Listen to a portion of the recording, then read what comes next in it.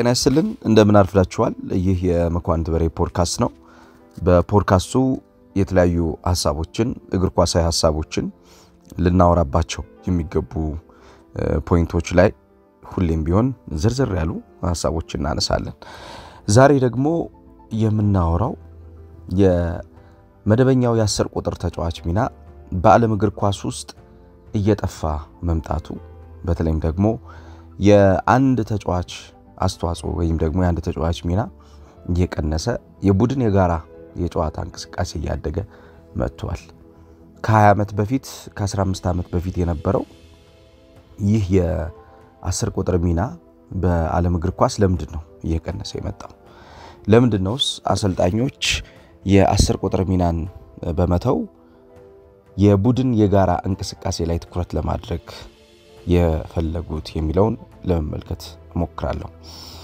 ከዚህ ሐሳብ ተነስተን በተለይም ደግሞ ዘ ላስት ነምበር 10 ከሚባሉ ተጫዋቾች መካከል የተወሰኑትን ለማየት እንሞክራለን የምናስተዋውሳቸው በእግር ኳስ ተመልካችነት እነኚህን ተጫዋቾች ስናደንቃቸው የነበሩ በአንድ ቡድን የጨዋታ እንቅስቃሴ ውስጥ የነበራቸው ሚና ጉልህ የነበረ ተጫዋቾችን ለማየት እንሞክራለን አብራችሁን ቆይታ እንድታደርጉ ሐሳብ አስተያየቶች እንድትሰጡ ከወዲሁ ጋብዛችኋለሁ መኳንንት በርሄ ነኝ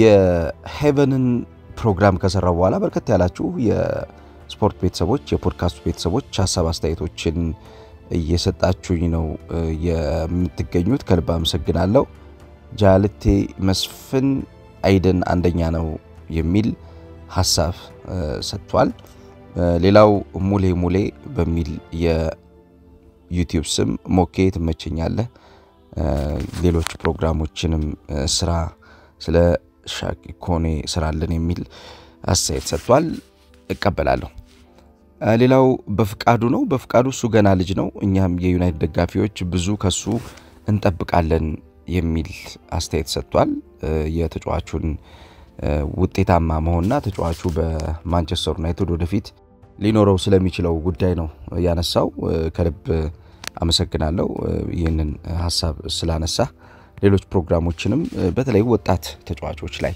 ትኩረት አድርገን የምንሰራ ይሆናል ብሩክ ባሲሌል አርሰናል ተዘርፏል ማንቸስተር ዩናይትድ አንድ አመት በቀጣይ አመት ቢሸጠው በእርግጠኝነት ከ10 እስከ 15 እጥፍ ያተርፍበታል ሚሊዮን ፓውንድ ለማለት ፈልጎ ነው ያተርፍበታል ብሏል በእርግጥም አርሰናል ይህን ተጫዋች ከለቀቀ በኋላ ምን ያክል ማንቸስተር ዩናይትድ በዚህ ተጫዋች አቅም ውስጥ ምን ያክል ማንቸስተር ዩናይትድ የተሻለ ጥራት ያለው ተጫዋች እንዳገኘ በሁለት ጨዋታዎች በደንብ የተመለከትነው ይመስለኛል ተጫዋቹን የገለጽኩባቸው ቃላቶችም ለዛ በአንድ ጨዋታ ላሳየው እንቅስቃሴ ብቻ ሳይሆን ልጁ ያደገበት የመጣው እንቅስቃሴ ምን ያክል ከፍ ያደገ እንደመጣ የሚያሳይ ስለሆነ ነው ሌላው ሂዝቄል ሞኬ ሰላም ነው ፕሮግራሞቹ በጣም ደስ ይላሉ በርታ ብሏል ሂዝቄል ከልብ አመሰግናለሁ ከዚህ በፊትም የሰራዋቸው ፕሮዳክሽኖች በርከት ያሉ ፕሮዳክሽኖች ስላሉ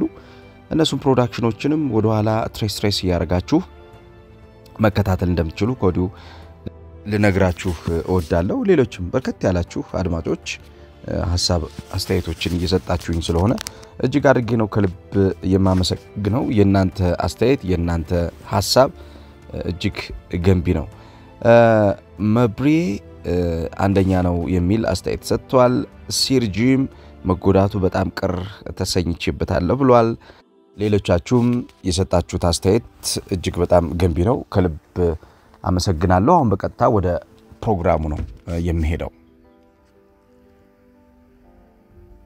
የዓለም እግር ኳስ እንደምታውቁት በተለይ ተጫዋቾችን የሚጠቀምበትና ተጫዋቾችን የጨዋታው አቅምና አካል የሚያደርግበት ዋነኛው ምክንያት ስኪላቸው ነው አሰልጣኞች ሁሌም ቢሆን በየጨዋታዎቹ የሚፈልጉት አንድ መሰረታዊ ነገር መፍትሄ ነው ከውስብስብ ጥያቄዎች ጋር ሁሌም መፋጠጥ ስለማይፈልጉ እነዛ የውስብስብ ጥያቄ መልሶችን በፍጥነት ማግኘት ይፈልጋሉ ስለዚህ ከ20 ዓመትና ከ15 ዓመት በፊት በነበሩት የውስብስብ ጥያቄዎች ውስጥ እነዛን ጥያቄዎች ቀድመው ይፈታሉ ተብሎ የሚታሰቡ የነበሩት የፈጠራ አቅማቸው ከፍተኛ የሆኑ በ10 ቁጥር ሚና የሚጫወቱ ኢንዲቪጁዋሎች ወይም ደግሞ የተናጠል የተጫዋቾች አቅም ነበር። ይሄ ግን አሰልጣኞች የሚፈልጉትን ሙሉ አቅም ሊሰጣቸው አልቻለም። ስለዚህ ይህንን ወደ የተወሰዱት ወደ ቡድን እንቅስቃሴ፣ ወደ ቡድን የጨዋታ ሚና፣ የጋራ እንቅስቃሴ፣ የጋራ ማጥቃት፣ የጋራ መከላከል፣ የጋራ ወርክሬት፣ የጋራ ሁሉን አቀፍ የቡድን ግንባታ ወሰዱት። ግን ነምበር 10 በእግር ኳስ በተለይ በጣም ወሳኝ የሚባለውን የፕሪሳይስ ፓሲንግ ፈጣሪ ነው። ትክክለኛ ወይም ደግሞ ፍጹማዊ የሆነውን ፓስ የኳስ ቅብብል ከዚህ የተጫዋች ሚና አሰልጣኞች በተደጋጋሚ ያገኙ ነበር። በአንድ ጨዋታ 96.7% የኳስ ቅብብል አፈጻጸም የነበራቸው እንደነ ሜሲት ኦዚል እንደነ ሁዋን ሮማን ሪኬልሜ አይነት ተጫዋቾች በእግር ኳስ ውስጥ የነበራቸው ሚና ጥለውት የሄዱት ሚና ከፍተኛ ነው። በተለይም የተጫዋቾቹ አቅም የክላሲክ የሚባል በመሆኑ አሰልጣኞች እነኚህን ተጫዋቾች መጠቀማቸውና እነኚህን ተጫዋቾች የጨዋታው ዋነኛው አካል ማድረጋቸው ብዙም የሚያደራድርና ብዙም ለንግግር የሚቀርብ አልነበረም። የክላሲክ ነምበር 10 የሚባሉት የዋን ፓስ፣ የዋን ድሪብል እና ዋን ሙቭመንት ኦፍ ጂኒየስ አክሽን የነበራቸው ናቸው። በአንድ ኳስ ሁሉንም ነገር መለወጥ የሚችሉ፣ በአንድ ድሪብል ሁሉንም ነገር ማሸነፍ የሚችሉ፣ በአንድ እንቅስቃሴ የቡድኑን የተሻለውን እድገት ማምጣት የሚችሉ ተጫዋቾች ናቸው። ማራዶና እና ዚነዲን ዚዳን ብንወስድ በእንቅስቃሴ እነኚህ ተጫዋቾች የፈጠሯቸው በቡድን የመጨረሻ ፋይናል የሚባሉት ውሳኔዎች ላይ የነበራቸው ሚና ከፍተኛ ነው። የቅርቦቹን ሜሲት ኦዚልና ሁዋን ሮማን ሪኬልሜን ጨምሮ ማለት ነው። አሁን ግን እግር ኳስ በራሱ እየተለወጠ ሲመጣና እግር ኳስ የሚፈልገው ነገር ከነኚህ ተጫዋቾች ሚና በላይ የሆነ ሲመጣ 3 ነገሮችን ጨመረ። እግር ኳስ ፈጣን ሆነ። እግር ኳስ ሞር ቅርጽን የሚፈልግ ወይም ደግሞ ስትራክቸራል የሆነ መጣ። ሶስተኛ ዲማንዲንግ ሃይ ኢንቴንሲቲ ኤንድ ኢነርጂ ከፍተኛ የሆነ ግለት ያለው ጉልበት የሚፈልግ ሁሌም ቢሆን በእንቅስቃሴ ውስጥ የሚገኝ እየሆነ አሰልጣኞች ያን እየመረጡት እያደገ መጣ። በዚህ ሁኔታ ውስጥ የ10 ቁጥር ሚና ያላቸው ተጫዋቾች doesn't press doesn't track back በሚል እንዲወጡና የቡድኑ አካል እንዳይደረጉ እየተደረገ መጣ። በጫና ውስጥ ለመገኘት ጫናውን የሚመራና በጫና ውስጥ የሚሳተፍ እንዲሁም በጫና ውስጥ የሚቆይ ተጫዋች እንፈልጋለን። ይህንን በጫና ውስጥ የሚቆይ ተጫዋች እስካላገኘን ድረስ ያ ተጫዋች የቡድኑ ወሳኙ ተጫዋች ሊሆን አይችልም። ይህንን የተናገረው ፔፕ ጋርዲዮላ ነው። ፔፕ ጋርዲዮላ ከ10 ቁጥር የፈጣሪነት አቅም ካላቸው ተጫዋቾች በቀጥታ በእነኚህ ሁለቱ ሐሳቦች ውስጥ የሚገለጹ ተጫዋቾችን ማለትም በፕሬሲንግ እና በትራክ ባክ የሚገለጹትን እንደነ ኬቨን ዲ ብሩነ አይነት ተጫዋቾችን መረጠ ማለት ነው። ሆኖም በእግር ኳስ ግን የዚህ የጨዋታ አስተሳሰብ የነምበር 10 የጨዋታ አስተሳሰብ ፌድ አውት ማድረግ ከግል የተጫዋቾች ሚናና ከግል የተጫዋቾች ብቃት በመውጣት የቡድን የጨዋታ እንቅስቃሴ ላይ ቡድኖች ትኩረት ያደረጉ እንዲመጡ አደረገ ማለት ነው። እንዳውም በአንድ ጥናት ላይ እንደተመለከትኩት እግር ኳስ fading to rigid system ነው የሚለው። እግር ኳስ እየወረደ ሪጂድ ለሆነውና ፈጠራን ለማይፈልገው ቀጥተኛ ሆነና ለሚነበብ እንቅስቃሴ እጁን ሰጠ ነው የሚለው። ቀጥተኛ ባልሆነና በማይነበብ እንቅስቃሴ ውስጥ በነበረበት ሰዓት እግር ኳስ የ10 ቁጥር ሚና ያላቸውን ተጫዋቾች አብዝቶ ይጠቀም ስለነበረ እነዛ 10 ቁጥር ሚና ውስጥ የነበሩ ተጫዋቾች በፈጠራው በአንድ ኳስ በአንድ ድሪብልና በአንድ እንቅስቃሴ ነገሮችን መለወጥ የሚችሉ ተጫዋቾች ነበሩት። አሁን ግን እግር ኳስ በራሱ የጨዋታ እንቅስቃሴ ስትራክቸሩን ብቻ የሚፈቅድ በመሆኑ የነኝን ተጫዋቾች ሚና መፈለጉ ብቻውኑ በቂና አዋጭ ነው ብሎ ማመን ቀረ ማለት ነው።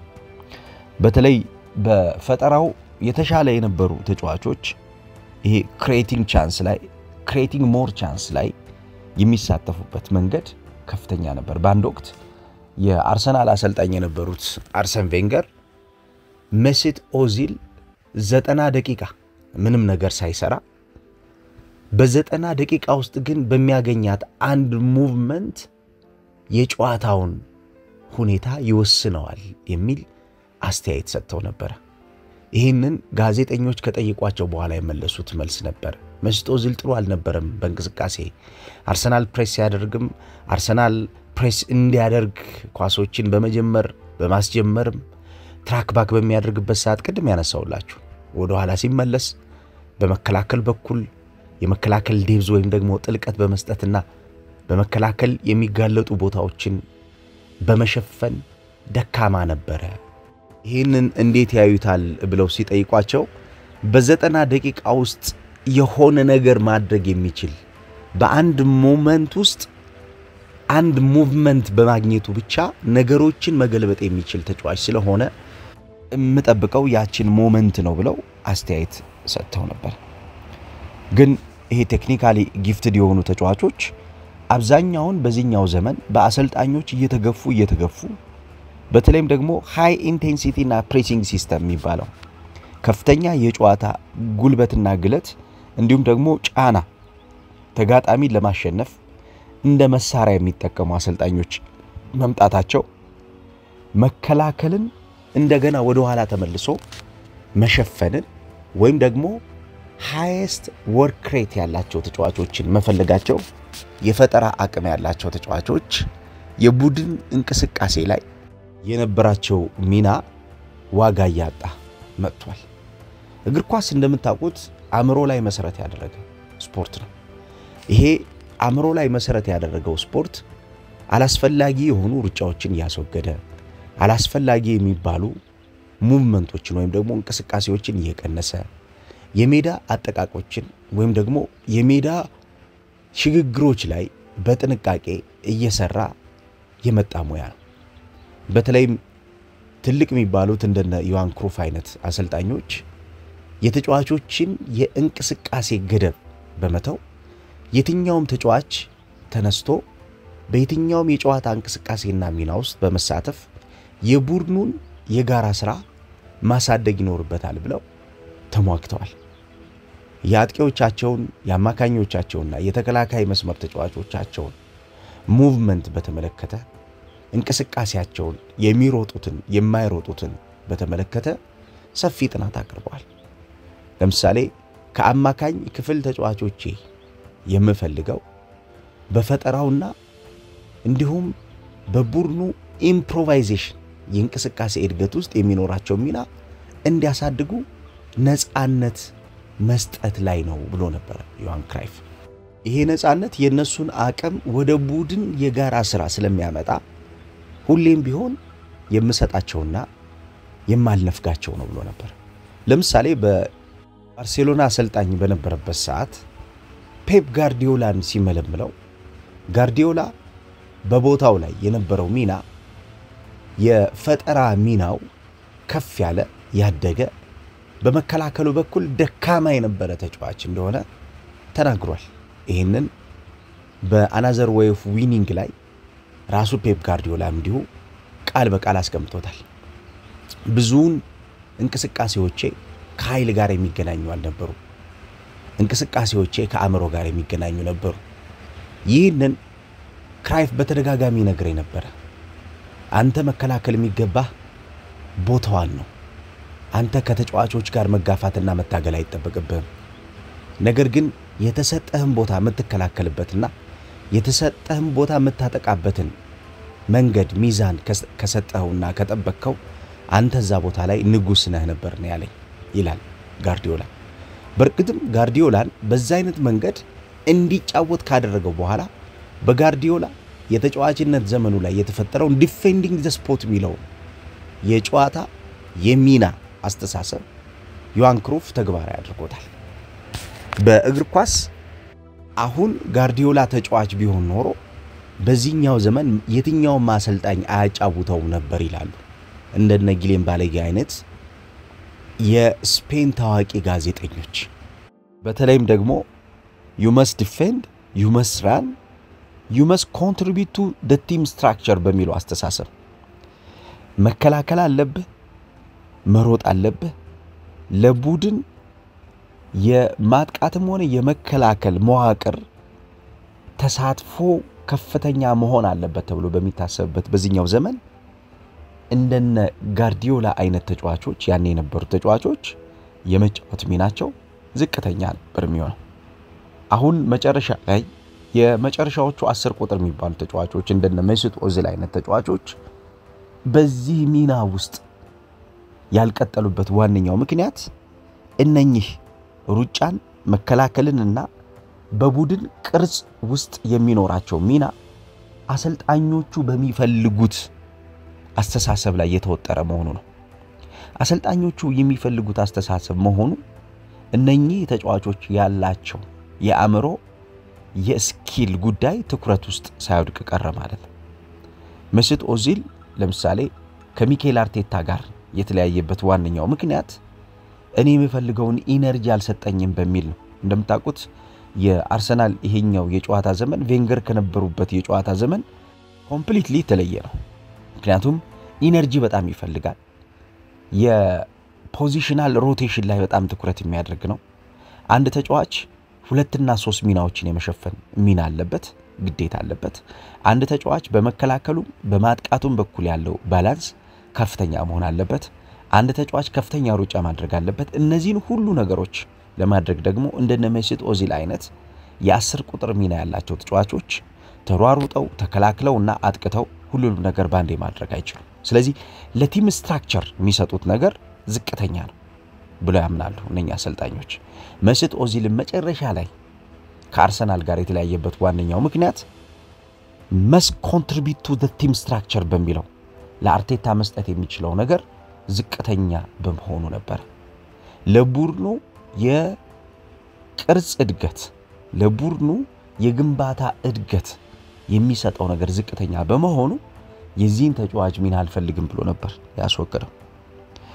በተለይም ደግሞ በእግር ኳስ እንደምታውቁት በነ ቬንገር ሰዓት አንዱ ትልቁ አስተዋጽኦ የነበረው የተጫዋቾች አእምሮ ላይ ትኩረት ማድረግ ነው።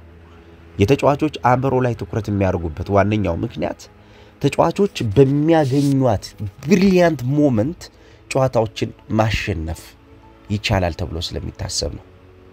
አሁን ላይ ይህ አስተሳሰብ ተቀይሯል። የተጫዋች ብሪሊያንት ሞመንት በቡድን ብሪሊያንት ሲቹዌሽን ተቀይሯል። እቺ ልብ ብላችሁ ስሙ።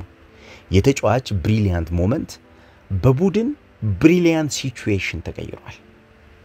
ይሄ ማለት የቡድን የጋራ የማጥቃት እንቅስቃሴ እንጂ የተጫዋች ተናጠል የማጥቃት እንቅስቃሴ አዋጭ ነው ተብሎ አይታሰብም።